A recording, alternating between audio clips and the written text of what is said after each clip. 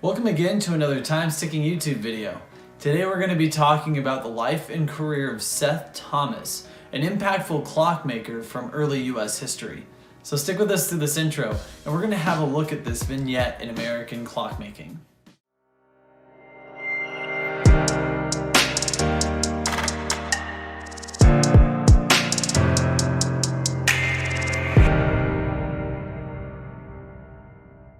Now, early US clockmaking played a very vital role in the Industrial Revolution that was budding in America not too long after its revolution. With growing social trends toward further domestication and urbanization, the luxury of timekeeping was something to be valued in any established home. As well, it was something that was becoming more affordable and accessible to working people. With craftsmen and tradesmen plying their skills in the new world, it was only a matter of course that some would stand out above the rest in terms of historical significance. In steps clockmaker Seth Thomas. Mr. Thomas was originally a carpenter by trade, apprenticing under a master house builder. After becoming a skilled carpenter himself, he found a passion for clockmaking. From the beginning of his career choice until his eventual death, Seth Thomas built a brand out of his namesake that would grow to be one of the largest clock brands in US history. Clockmaking for Seth Thomas started out when he was a young man in 1807 after doing his carpentry apprenticeship. Eli Terry himself introduced mass production to the world of clockmaking and was the first American in history to achieve interchangeable parts manufacturing without government funding.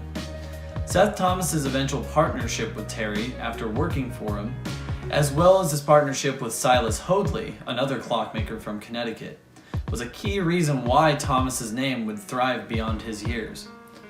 Though Thomas was a bit of a conservative clockmaker, sticking to just a few styles of clock, he learned the art of mass production from Terry, as well as by working with Silas Hoadley. Eventually, the three men split to create their own clockmaking firms. As it went, Thomas and Hoadley bought Terry's factory in 1810, when Eli Terry left for further personal pursuits. By 1812, Thomas sold his share of that enterprise to Hoadley and moved his own operations to Plymouth Hollow, Connecticut in 1813.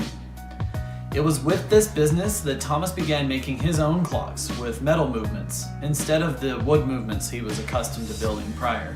1817 saw Thomas incorporating shelf and mantel clocks into his otherwise standing clock business.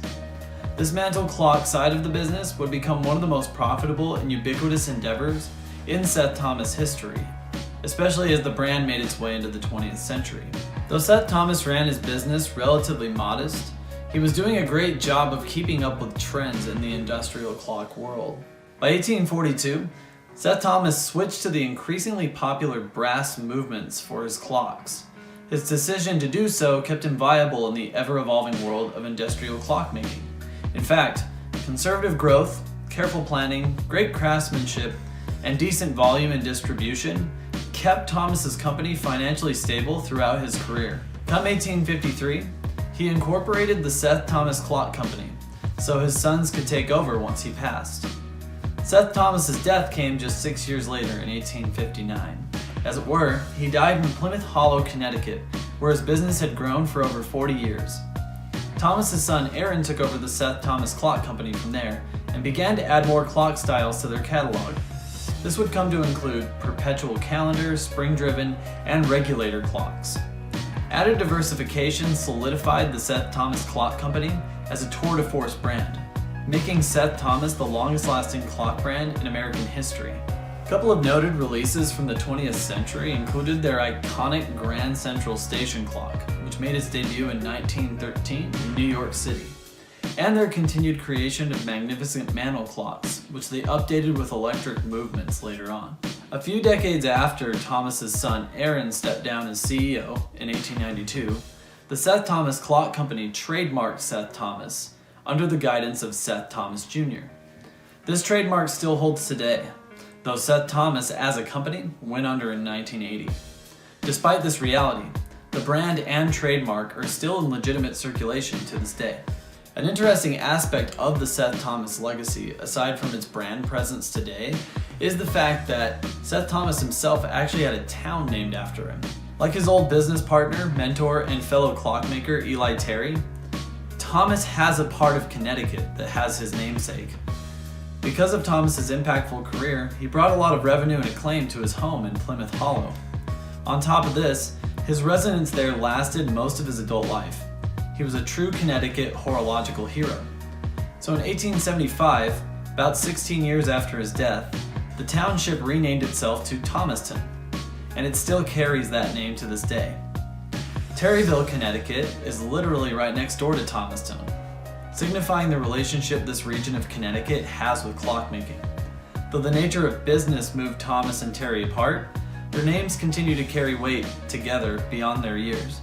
The Seth Thomas brand itself has had its ups and downs beyond Thomas's life.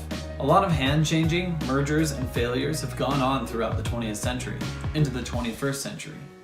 However, the continued legacy of Seth Thomas's clockmaking endeavors will always live at the heart of American industrial history and its timekeeping pursuits. If you find yourself in ownership of a Seth Thomas clock, especially one from the 19th century, you're in possession of a significant piece of clockmaking history. And just like people say, they really don't make them like they used to. So if you have an older one, or even a newer Seth Thomas clock, make sure to keep it clean and keep it running. They will retain their value as time moves on. Hello, and thanks for watching our YouTube video today. If you enjoyed it, please give it a like, and you can find similar videos right here. For more new and interesting content from time sticking on our channel, please subscribe at the link here. And for more information about wristwatch repair and watch maintenance generally, you can find us at timesticking.com. Thanks so much and have a great day.